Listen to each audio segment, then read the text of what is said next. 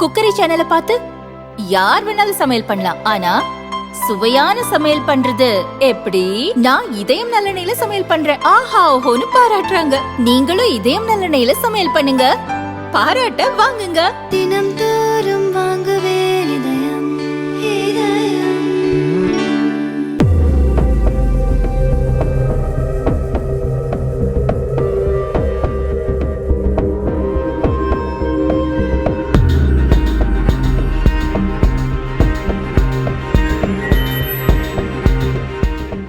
வேலூர் மாநகரின் மையப்பகுதியான green circle பகுதியில் எப்போதும் போக்குவரத்து அதிகம் இருக்கும். இங்கு 7 கோடியே 20 லட்சம் ரூபாய் மதிப்பீட்டில் சுரங்கப்பாதை அமைக்கும் திட்டத்துக்கு கடந்த மாதம் வேலூர் எம்பி கதிர் ஆனந்த் அடிக்கல் நாட்டினார். பணிகள் முழுவீச்சில் நடந்து வருகின்றன. கதிர் ஆனந்த் பார்லிமென்டில் குரல் கொடுத்து போராடியதன் பலனாக சுரங்கப்பாதை அமைக்கும் பணிகள் நடப்பதாக திமுக சார்பில் பேனர் வைக்கப்பட்டது. அந்த பேனருக்கு போட்டியாக பக்கத்திலேயே பாரதிய ஜனதா கட்சியினர் பேனர் வைத்துள்ளனர். மத்திய அரசு நிதி ஒதுக்கியதாலே பணிகள் நடப்பதாக மத்திய அமைச்சர் நிதின் கட்கரி படத்துடன் பேனர் வைத்துள்ளனர். 2 பேனர்களும் பணி நடக்கும் இடத்தின் அருகிலேயே வைக்கப்பட்டுள்ளன.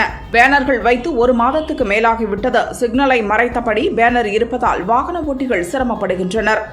பேனரை வேடிக்கை பார்த்தபடியே பைக்கை ஓட்டி வந்த ஒரு நபர் நடு ரோட்டில் விழுந்து காயமடைந்தார். வேலூரில் கடந்த 3 நாட்களாக சூறைக்காற்றுடன் கனமழை பெய்வதால் பேனர்கள் தலைமேல் விழுந்துவிடுமோ என்ற பயத்துடனேயே மக்கள் வண்டியை ஓட்டி செல்கின்றனர்.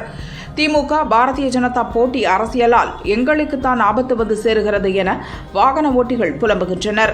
கேமரா முன் யாரும் பேசவில்லை, எதற்கு வம்பு என ஒதுங்கிக் கொண்டனர்.